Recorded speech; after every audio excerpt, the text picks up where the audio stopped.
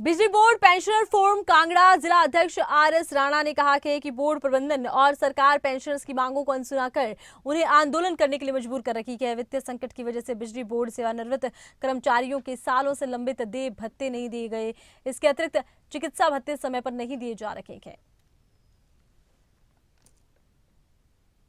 अच्छी शिक्षा हर बच्चे का मौलिक अधिकार है और बच्चे इस अधिकार से वंचित नहीं रहने चाहिए। हिमाचल में गुणवत्तापूर्ण शिक्षा सुनिश्चित करने के लिए सभी सरकारी स्कूलों में पहली कक्षा से अंग्रेजी मीडियम को शुरू किया गया। प्राइवेट और सरकारी स्कूलों के बीच का अंतर अब खत्म हो रहा है। मेरा बेटा राजकीय केंद्रीय आदर्श विद्यालय नारला में पढ़ता है। मैं सरकार का बहुत धन्यवाद करना चाहती हूँ कि जो सरकार प्राइवेट स्कूलों की तरह सरकारी स्कूल में जो फैसिलिटी दे रही है वो बहुत ही सराहनीय है।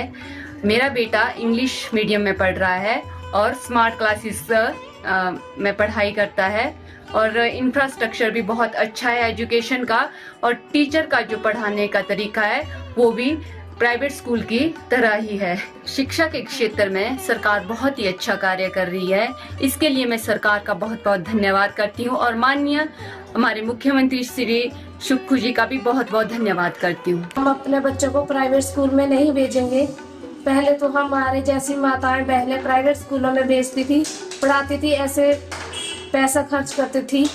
तो अब मैं चाहती हूँ कि वो भी अपने बच्चों को सरकारी स्कूल में पढ़ाएं। प्रदेश सरकार ने जब से अंग्रेजी माध्यम की कक्षाएं चलाना शुरू की हैं, तब से हमें प्राइवेट विद्यालयों में जाने की आवश्यकता महसूस नहीं होती है, क्योंकि अब हमारे विद्यालय में मॉडर्न टेक्नोलॉजी के द्वारा शिक्षा प्रदान की जा रही है।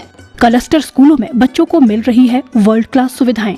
बच्चे स्मार्ट क्लासरूम में इंटरैक्टिव तरीके से पढ़ाई कर रहे हैं। लाइब्रेरी से किताबों का ज्ञान और प्लेग्राउंड्स में खेलों के दांवपेच सीखकर बच्चों की हो रही है ओवरऑल डेवलपमेंट।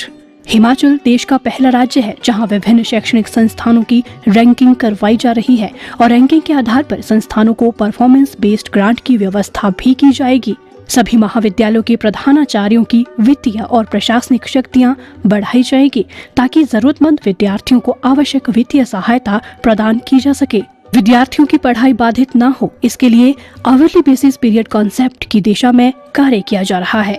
मुख्यमंत्री ठाकुर सुखविंदर सिंह सुक्खू के प्रयासों से बच्चों को विभिन्नता में एकता की भावना लिए बहुरंगी भारत के निर्माण के लिए किया जा रहा तैयार। Board pensioner form Himachal Pradesh के जिला कांगड़ा में प्रधान हूँ और आज हमारी ये जो फतेहपुर इकाई की मासिक बैठक होती है, इसी के साथ ही हमारी डिस्ट्रिक्ट इलेक्टेड बॉडी की मीटिंग भी रखी गई है।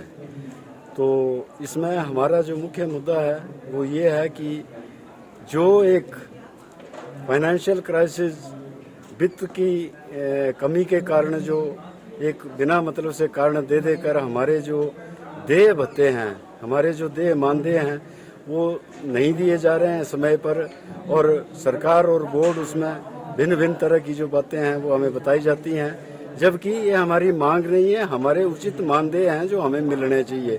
और तो और वरिष्ठ नागरिक होने के नाते जो मेडिकल बिल हमारे हैं उसकी रिवर्समेंट तक नहीं हो पा रही है समय पर, और जब बिजली बोर्ड से मीटिंग की जाती है तो वहाँ आउटराइटली बता दिया जाता है कि ये सब कुछ हम दे चुके।